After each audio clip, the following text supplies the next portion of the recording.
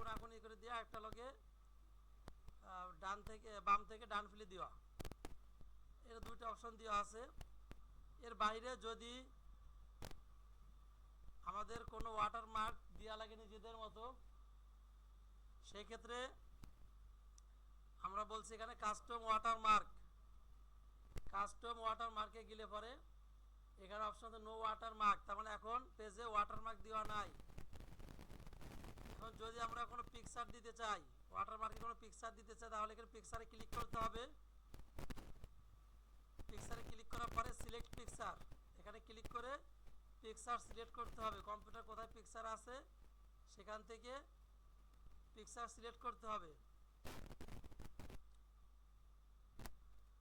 আমরা আমাদের পেজের কিছু পিকচার আছে, ডেস্কটপের কিছু পিকচার সেভ করা আছে, সেগুলো আমরা এখান থেকে সিলেক্ট করলাম। একটা পিকচার ইনসার্ট দিলাম, এখানে একটা পিকচার আসছে, ওকে দিলাম।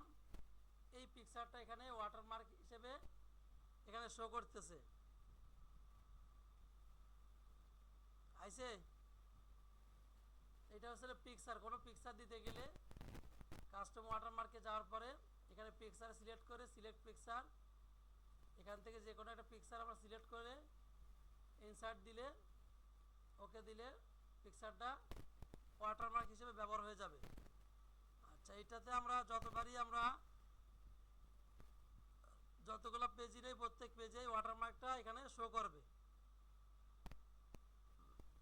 একবার এক জায়গায় যদি আমরা দিয়ে রাখি প্রতি পেজের ঠিক একই সেম জায়গা, যেমন হেডার ফুটারে দেখাইছিলাম, হেডার ফুটারে লেখা যেরকম এক জায়গায় দিলে অটোমেটিক সব জায়গায় হয়ে যায়, এখানেও দেখো আমরা ছবিটা দেওয়ার পরে হেডার ফুটারে এখানে আলাদা জায়গা আসছে, তাই না? এটা হচ্ছে হেডার ফুটারের মতোই এই ওয়াটারমার্ক।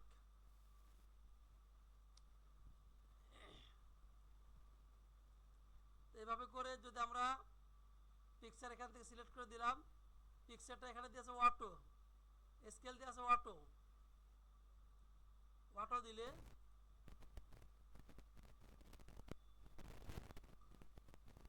অটো অর্থ হচ্ছে কি আমরা এখানে যে ওয়াটারমার্কটা দেওয়া হয়েছে, এখানে যে ছবিটা দেওয়া হয়েছে, এটা পুরো পেজ জুড়ে যতটুকু মার্জিন দেওয়া আছে পুরো মার্জিনে সম্পূর্ণ জায়গা একদম মেকআপ করে নেবে, সেইভাবে সেই সাইজটা আছে অটো। আর এখানে পার্সেন্টেজ দেওয়া আছে, যদি আমরা এখানে পিকচারে পার্সেন্টেজ দিই তাহলে ওই পিকচারটা যতটুকু হওয়ার কথা ততটুকুই হবে, পার্সেন্টেজ অনুযায়ী কম বেশি হবে, ছোট বড় হবে।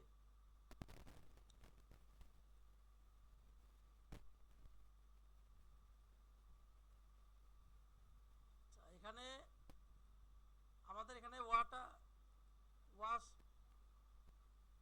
কি দিয়ে আছে, ওয়াশ ওয়ার্ড, হ্যাঁ, এইটা দিলে পরে এরকম আবসা দেখা যাবে। আর যদি এটা আমরা টিকটে উঠাই দিই তাহলে সেম যে কালারের পিকচার ছিল ঠিক সেই কালারে আসবে।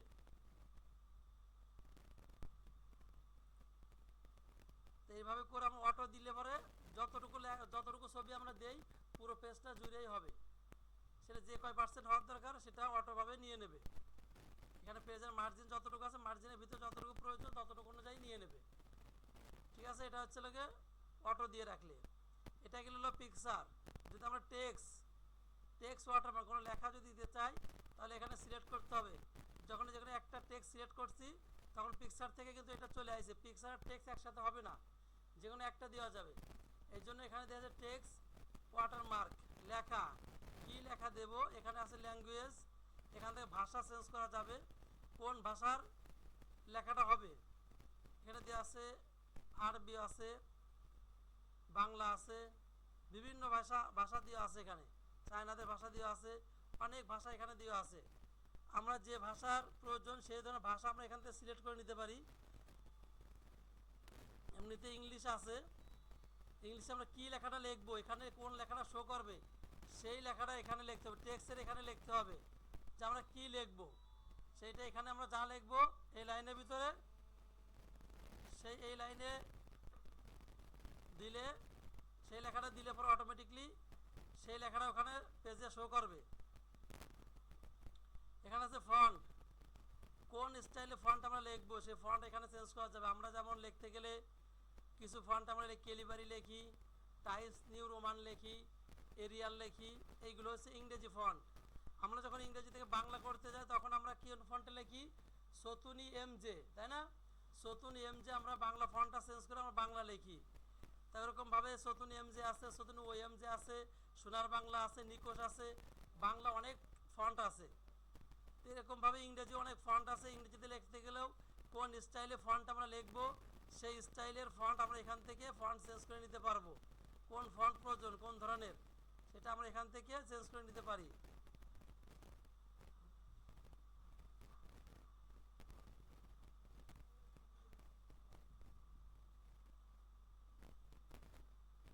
বেশিরভাগ ক্ষেত্রে আমরা যখন যে লেখাটা লিখি, অধিকাংশ লেখাটাই বেশিরভাগ ক্ষেত্রে টাইমস নিউ রোমানটাই লেখা হয় বেশি। সেক্ষেত্রে আমরা এখানে চেঞ্জ করে নিলাম টাইমস নিউ রোমান ফন্ট। এখানে আমরা কি লিখবো এখানে লিখে দিলাম।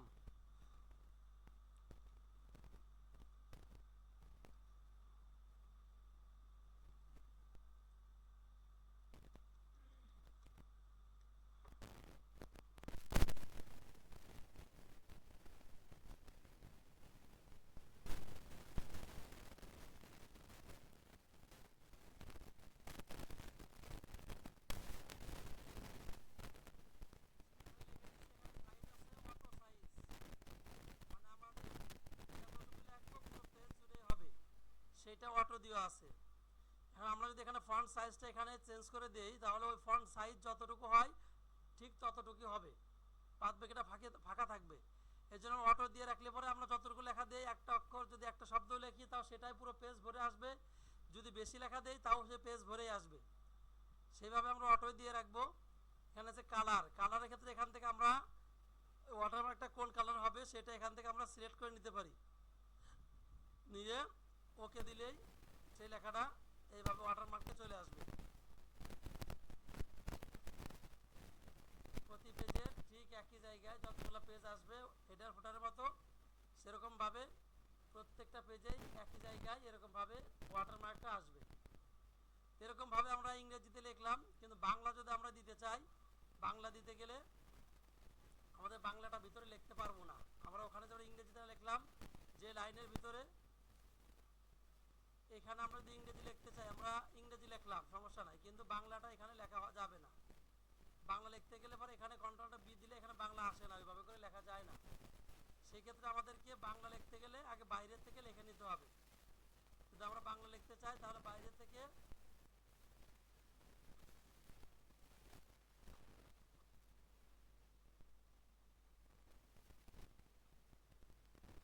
লিখলাম, লেখার পর এটাকে আমরা কপি করে নেব। কপি করে নিয়ে পেজ লেআউট, সেখান থেকে ওয়াটারমার্ক, কাস্টম ওয়াটারমার্ক, এখানে আমরা কি ভাষা লিখছি, ল্যাঙ্গুয়েজ বাংলা, তাই না? আমরা এখান থেকে বাংলা আমাদেরকে সিলেক্ট করে নিতে হবে।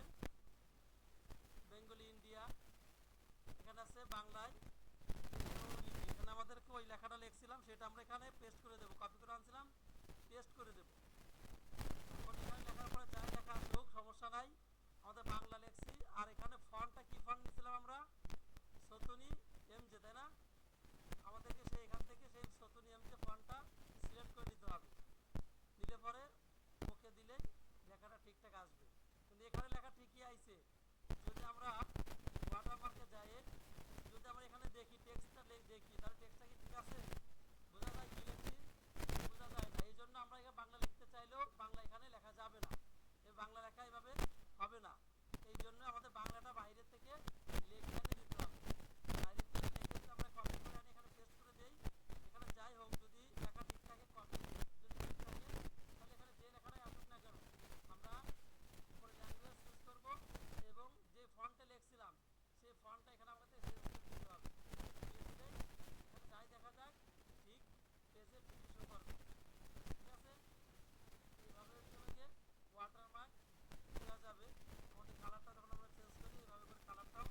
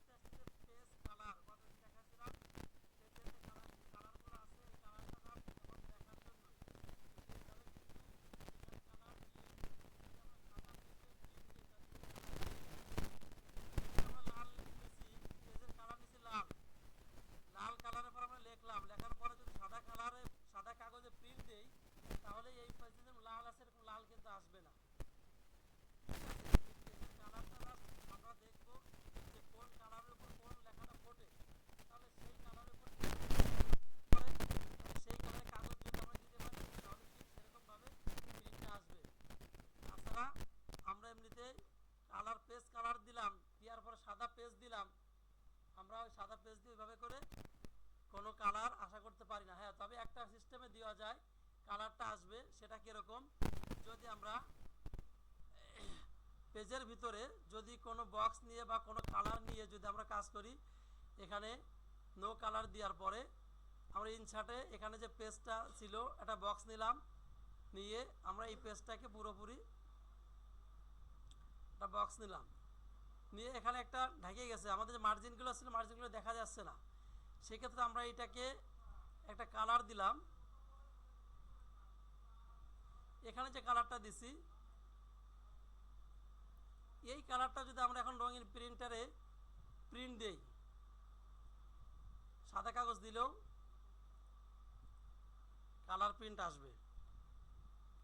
এখানে দুইটা পেজ, একটা পেজ আমরা ঘর নিছি তাই না, এইটাতে কিন্তু আমরা ওরকম একটা বক্স নেই না, এটাকে একটা বক্স নিয়ে এটাকে আমরা কালার করছি। প্রিন্ট প্রিভিউতে যাই যদি এরকমভাবে দেখাই, এখানে আমরা প্রিন্ট প্রিভিউতে দেখছি, সেখানে দেখলাম এইগুলো সাদা আছে, একটা আছে লাল। তাহলে প্রিন্ট দিলে একটা লাল সাদা কাগজে রঙিন প্রিন্টটা যদি প্রিন্ট দেয় তাহলে সে লাল আসবে, কারণ আমরা এটা পেজ কালার নেইনি। পেজ কালার নিছি নাকি, এখান থেকে আমরা পেজ কালার নেইনি, আমরা এখানে ইনসার্ট থেকে একটা বক্স নিছি, বক্স নিয়ে বক্সটাকে কালার করছি। এর পেজের ভিতরে আমরা অন্য কোনো কারুকাজ করছি, এই জন্য এটা কালার আসবে। আর যখন আমরা পেজ কালারে যাই যদি কোনো কালার নেই, সেক্ষেত্রে এইটা কিন্তু লালই দেখা যাচ্ছে, আর এইটাগুলো আমাদের পেজ কালারে যে কালার নেই সেই কালারটা দেখা যাচ্ছে, কিন্তু এটা জাস্ট দেখা যাবে, কিন্তু এটা ওইভাবে করে প্রিন্টে আসবে না, কিন্তু এটা ঠিকই লাল প্রিন্ট আসবে, কারণ এটা আমরা আলাদা পেজে বক্স নিয়ে আমরা এটা কালার করছি, আমরা নিজেরা তৈরি করছি, এই জন্য এটা আসবে। কিন্তু এখন আমরা ওটা সরাই দিছি, এখন যদি আমরা প্রিন্ট দেই তাহলে কিন্তু আর লাল ওই লেখাটা আর আসবে না। এইগুলো থাকা অবস্থায় আমরা প্রিন্ট প্রিভিউতে দেখি, এখন কিন্তু সবই সাদা দেখা যাচ্ছে। প্রিন্ট প্রিভিউতে দেখলে সবই সাদা দেখা যাচ্ছে, কিন্তু যখন প্রিন্ট প্রিভিউ ক্লোজ করে দেই তাহলে কিন্তু সেটা ওই পেজ কালারের যে কালার নিয়েছিলাম সেই কালারটা এখানে শো করতেছে। ঠিক আছে, এই জন্য এখানে পেজ কালার যেটা আছে এটা তেমন কোনো প্রয়োজন নাই। এর পরবর্তী আমরা চলে আসি পেজ বর্ডার। পেজের চারপাশে একটা বর্ডার প্রয়োজন, একটা ভালো দেখার জন্য। একটা ফাঁকা পেজ আছে, আমরা এখানে যে বর্ডারটা দিছি মার্জিনে যে বর্ডারটা আছে এই বর্ডারটা দেখতে ভালো লাগতেছে, কিন্তু এই বর্ডার চাইতে আমরা অন্য কোনো বর্ডার, বিভিন্ন স্টাইলের বর্ডার আমরা দিতে চাই, তাহলে এখানে পেজ বর্ডার ক্লিক করতে হবে। পেজ বর্ডার আসার পরে এখানে আছে কালার, যে কোনো কালার নিতে পারি, এবং এখানে আছে দাগের স্টাইলগুলো দেওয়া আছে, কোন স্টাইলে কালারটা আমরা বক্সটা নিতে চাই।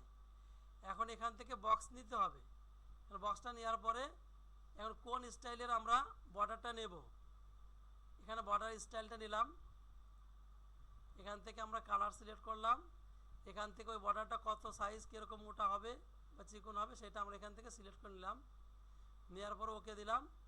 পেজের প্রত্যেক পেজের চারপাশে বর্ডার আছে না। এখন এই বর্ডারটা আবার প্রিন্টে আসবে, এটা যদি আমরা প্রিন্ট প্রিভিউ দেখি তাহলে দেখা যাচ্ছে প্রতি পেজের চারপাশে একটা বর্ডার আছে, এখানে শো করতেছে।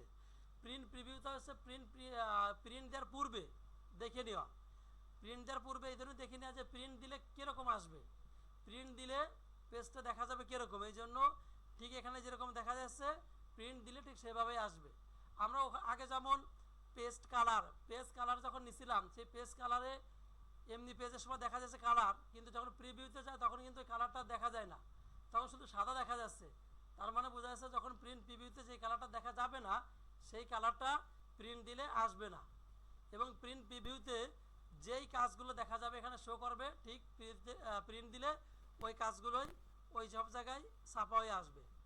ঠিক আছে, তো এখানে আমরা পেজ বর্ডার দিছি, এই পেজ বর্ডার আমরা একটা স্টাইলে দিছি, এবং এর বাইরে আমরা যদি কোনো অন্য স্টাইল দিতে চাই তাহলে সেক্ষেত্রে আসবে, সেটা আছে এখানে আর্ট জাতীয় কিছু বর্ডার এখানে আছে। এখানে অনেকগুলো বর্ডার দেখা যাচ্ছে, এই বর্ডার থেকে যেটা পছন্দ সেটা আমরা এখানে সিলেক্ট করে নিতে পারি। এখানে সিলেক্ট করলাম, ওকে দিলাম, চারপাশে ঠিক প্রতি পেজে চারপাশে এরকম একটা বর্ডার আসবে। ঠিক আছে, এটা হচ্ছে পেজ বর্ডার, এই বর্ডারটা প্রিন্টেও এরকমভাবে আসবে।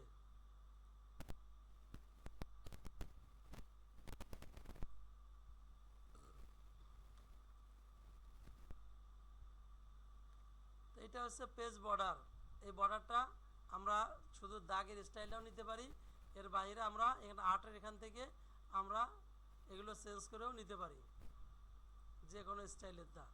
এখন এই বর্ডারটা দিচ্ছি আমরা চিকন আছে, তাই না? এই বর্ডারটাকে একটু মোটা করার দরকার, এই ফুলগুলো একটু বড় করার দরকার। সেক্ষেত্রে কীভাবে করতে পারি, এই যে এখানে আছে, এখান থেকে আমরা বাড়াবো, এগুলো বাড়ালেই এগুলো বড় হবে।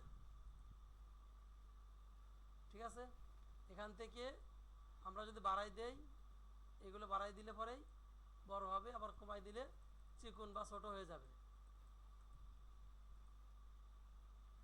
এইভাবে করে ছোট বড় করা যাবে, পেজ বর্ডার ছোট বড় এইভাবে করে করা যাবে।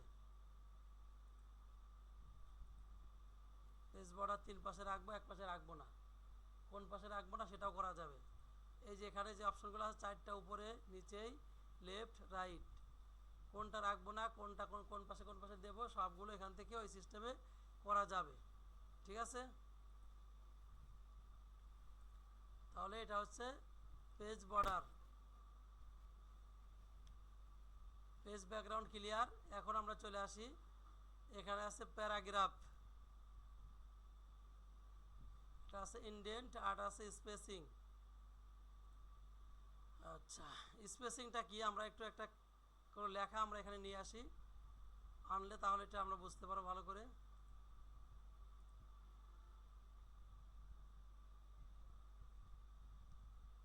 আমরা এখানে কিছু লেখা লিখছি, কিছু প্যারাগ্রাফের।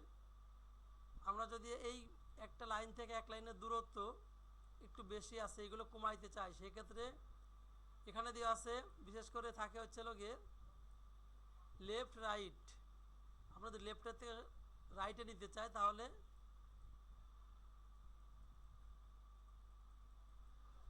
এইভাবে বাড়াইলেই লেফটের থেকে এদিকে সরে যাবে। এর এই পাশে আর লেখা ওইভাবে করে আসতে চায় না, এখন ব্যাক স্পেস দিয়ে আনতে হবে। যদি আমরা হালকা একটু মনে করি যে একটু সরাই দেব, সেইভাবে করে এখান থেকে এইভাবে কতটুকু সরানোর প্রয়োজন আমরা এইভাবে করে সরাই দিতে পারবো। আবার এদিকে আনতে গেলে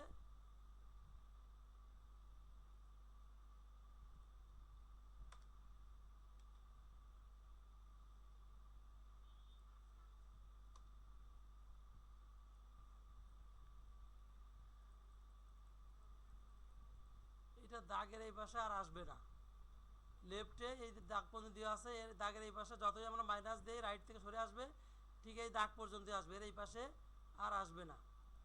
এই জন্য এখানে আমরা সরাইলে এখানে সরতেছে না।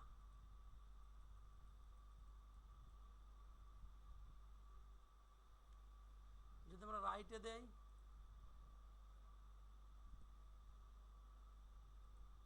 রাইটে দিয়ে যদি আমরা রাইট থেকে সরাইতে চাই, এদিকে এইভাবে রাইটে দিয়ে সরানো যাবে এইভাবে করে, মানে অ্যালাইনমেন্ট যদি রাইট দিই, মানে তারপর ডান পাশে সব লাইন সোজা সেরকম দিয়ে যদি রাইট থেকে আমরা আনতে চাই, তাহলে সেক্ষেত্রে নিচেরটাই এরকমভাবে সরাইলে পরে যত বাড়াবো তত দিকে দাগ থেকে সরে আসবে, মার্জিন থেকে সরে আসবে।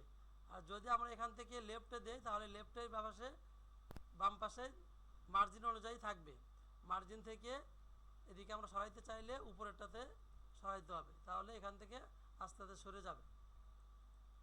এটা গেলে লগে প্যারাগ্রাফের ক্ষেত্রে এটা মাইনাসে লেফটে আসতে গেলে মাইনাস দিলে পরে মার্জিন থেকে এদিকে সরে আসবে, যত মাইনাস তত পেজ থেকে সরে যাবে। আচ্ছা, এটা হচ্ছে লগে স্পেসিং, এক লাইন থেকে এক লাইনের দূরত্ব। এখানে যে লাইনগুলো আছে এই লাইনের স্পেসিংটা, এটা হচ্ছে প্যারা। এখানে যত মতো ইন্টার না দেবো তত মতো একটা প্যারা, এই প্যারা এক প্যারার থেকে এক প্যারা দূরত্ব। আমরা যদি এখানে সিলেক্ট করি, খেয়াল করে দেখি, এখানে যদি আমরা বিফোর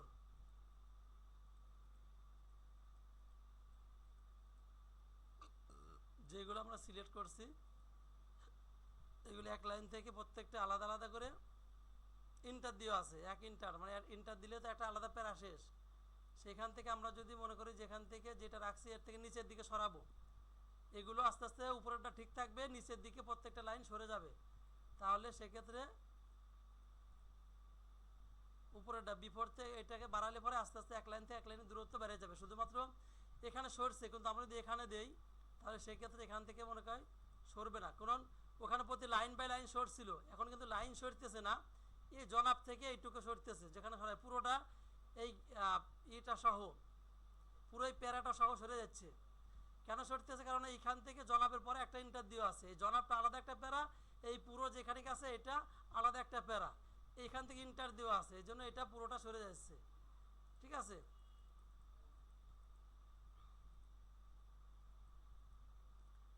আচ্ছা, আর যদি নিচেরটা দেয় তাহলে এখান থেকে নিচের নিচের যেগুলো আছে, নিচের প্যারা যেগুলো আছে এইগুলো সরতেছে, এটা ঠিক থাকতেছে, এখান থেকে নিচে যে প্যারাটা আছে ওইটা এটা থেকে সরে যাইতেছে, নিচের দিকে সরে যাইতেছে। তো এইভাবে করে প্যারাগুলো যদি অনেক সময় দেখা গেলো লিখতে গেলে পরে এক প্যারার থেকে একটা এই লাইন যেগুলো আছে এগুলো ঠিক আছে, কিন্তু যখন ইন্টার দিছি ইন্টার দিয়ে একটু বেশি গ্যাপ হয়ে যাচ্ছে, এই গ্যাপগুলো অতটা দরকার নাই, আমাদের এক লাইন লিখতে যতটুকু জায়গা দরকার তার থেকে একটু বেশি গ্যাপ হয়ে যাচ্ছে। সেই ক্ষেত্রে এখানে খেয়াল করতে এগুলো জিরো আছে কিনা, এগুলো সবগুলো সবসময় আমাদেরকে জিরো রাখতে হবে। অনেক সময় দেখা গেলো যে প্যারা ওই 10 দেওয়া থাকে বা 6 দেওয়া থাকে, সেই ক্ষেত্রে এরকম 6 অথবা এরকম 10 এরকম দেওয়া থাকে, সেইগুলো আমরা চেঞ্জ করে প্রয়োজন হলে আমরা জিরো দিয়ে দিতে পারি। এইগুলো অনেক সময় দেখা গেলো আমরা অনেক চেষ্টা করতেছি, এখানে লাইন স্পেসিং আছে, লাইন স্পেসিং থেকে আমরা এখানে সিঙ্গেল দিয়ে দিলাম, সিঙ্গেল দিলে প্রত্যেকটা প্যারা একটা লাইন একটা লাইনের সাথে একদম যতটুকু প্রয়োজন থাকার ততটুকু থাকে, সব মাঝে যে স্পেসিং ছিল স্পেসিংটা ওখানে মেকআপ করে নিয়ে গেছে, কোনো লাইনে স্পেসিং বাড়তি স্পেসিং নাই। সেই ক্ষেত্রে দেখা গেলো এখানে যেটুকু দরকার সেটুকু নাই, সেই ক্ষেত্রে এই এক লাইন থেকে এক লাইনের দূরত্ব অনেকটা বেশি, অনেকটা মানে খুব খারাপ দেখা যাচ্ছে, সেই ক্ষেত্রে আমরা এখান থেকে জিরো করে দিলে পরে এগুলো যদি আমরা জিরো করে দেই তাহলে এক লাইন থেকে এক লাইনের দূরত্ব কমে যাবে, কাছে চলে। এটা হচ্ছে লাগে এক লাইন থেকে এক লাইনের স্পেসিং বা এক প্যারা থেকে এক প্যারার স্পেসিংটা, ফাঁকা জায়গাটা এটা কমানোর জন্য। ঠিক আছে, এখানে আছে আমরা সিঙ্গেল দিয়ে রাখি তাহলে সম্পূর্ণ একদম লেখা একটার সাথে একটা যতটুকু প্রয়োজন, কোনো মাঝে বেশি গ্যাপ না রেখে ওর সাথে মেকআপ হয়ে যাবে। অনেক সময় দেখা গেলো যে আমরা এই লাইনটা আছে একটা দরখাস্ত লিখছি, নিচের জায়গা ফাঁকা আছে, কিন্তু একটা একদম কাছাকাছি লাইন হলে কেমন গিজি গিজি দেখা যায়, লেখা পড়তে সমস্যা মনে হয়, তার সাথে লাইনটা এক লাইন থেকে এক লাইনের যদি যেহেতু জায়গা আছে একটু ফাঁকা করে দিলাম, হালকা একটু ফাঁকা করে দিলে দেখতে ভালো দেখা যায়, পড়তেও সমস্যা হয় না। সেই ক্ষেত্রে আমরা এইগুলো সিলেক্ট করে আমাদের যেহেতু লেখা হয়ে গেছে সেক্ষেত্রে লেখার পরে বা কাজ করার পরে হয়ে গেলে পরে সেক্ষেত্রে আমরা এগুলো সিলেক্ট করে আমরা প্যারাগ্রাফে এসে লাইন স্পেসিংটা সিঙ্গেল অথবা আমরা একটু 1.15 এরকম দিয়ে নিলাম, দিলে হালকা একটু ফাঁকা হলো। ঠিক আছে, এরকমভাবে যতটুকু প্রয়োজন ততটুকু আমরা নিতে পারি। হোমের এখানে ছিল লাইন স্পেসিংয়ে, যে এখানেও প্যারাগ্রাফ রয়েছে, প্যারাগ্রাফের ভিতরে ছিল লাইন স্পেসিং, সেক্ষেত্রে এখানে লাইন স্পেসিং যেটা দেওয়া আছে কয়েকটা অটো এখানে সিলেক্ট করে দেওয়া আছে 1.0, 1.15, 1.5, 2.0, 2.5, 3.0, এটা অটোভাবে দেওয়া আছে, যার যেটা প্রয়োজন সেটা সিলেক্ট করে নিলেই ওইভাবে করে কাছাকাছি বা দূরে লাইন স্পেসিংটা কম বেশি করা যাবে। আর এখানে যদি আমরা এর বাইরে যদি আমাদের প্রয়োজন হয় আমাদের নিজেদের মন মতো, সেই ক্ষেত্রে লাইন স্পেসিং আসে এখান থেকে আমরা যতটুকু প্রয়োজন ততটুকু আমরা সিলেক্ট করে নিতে পারবো, লিখে দিলেই হয়ে যাবে। ঠিক আছে, এইটা হচ্ছে আমাদের এখানে প্যারাগ্রাফের লাইন স্পেসিং। আর এখানে যেগুলো দেওয়া আছে বিফোর আফটার এগুলো প্যারাগ্রাফ, আর লেফট রাইট যেগুলো দেওয়া আছে মার্জিন থেকে লেখা ডানে বামে সরানোর জন্য লেফট রাইট দেওয়া আছে। ঠিক আছে, এটা হচ্ছে কি আমাদের প্যারাগ্রাফ।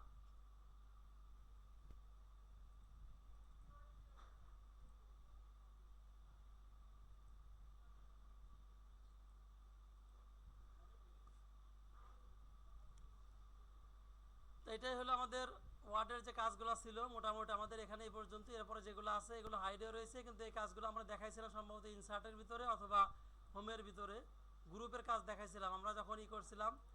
এই যেখানে গ্রুপ হয় দুইটা করলে বক্স করলে শার্প থেকে যদি বক্স নিয়ে আমরা দুইটাকে বা কয়েকটা ছবিকে একত্রিত করতে চাই সেক্ষেত্রে আমাদের এখানে দেওয়া ছিল গ্রুপ, কয়েকটাকে আমরা একসাথে গ্রুপ করতে পারি। ছবি এখানে যেগুলো দেওয়া আছে বিশেষ করে ছবির কাজগুলো, টেক্সট ওয়ার্পিং এটা ছবির কাজ, রোটেট ছবিটা ঘোরানোর জন্য সেই কাজ এখানে, এবং একাধিক ছবি একসাথে করতে একটি ফিল্টার আনতে গেলে গ্রুপের অপশন আছে, এখান থেকে গ্রুপের ওই ছবির কাজের ক্ষেত্রে এগুলো হবে। আমরা যদি কোনো ছবি বা কোনো পিকচারের ওই জাতীয় কোনো সার বা আর্ট জাতীয় কিছু আনি, তাহলে সেই ক্ষেত্রে সেইগুলো কাজ করলে এগুলো কাজ করবে, তা না হলে এগুলো ছবির কাজের জন্য এগুলো এখানে কোনো ছবির কাজ করতেছে না, মধ্যে হাইড হয়ে রয়েছে। এই জন্য আপাতত এগুলার তেমন কোনো কাজ নেই। মোটামুটি আমাদের ওয়ার্ডের যে কাজগুলো ছিল এই প্যারাগ্রাফ পর্যন্তই শেষ। আমরা যে কাজগুলো দেখছি এইগুলো যদি আমরা একটু নিয়মিত করতে পারি, এগুলো কাজ করলে আশা করা এই যে কাজগুলো দেখাইছি সব কাজ করলেই আশা করা যায় এগুলো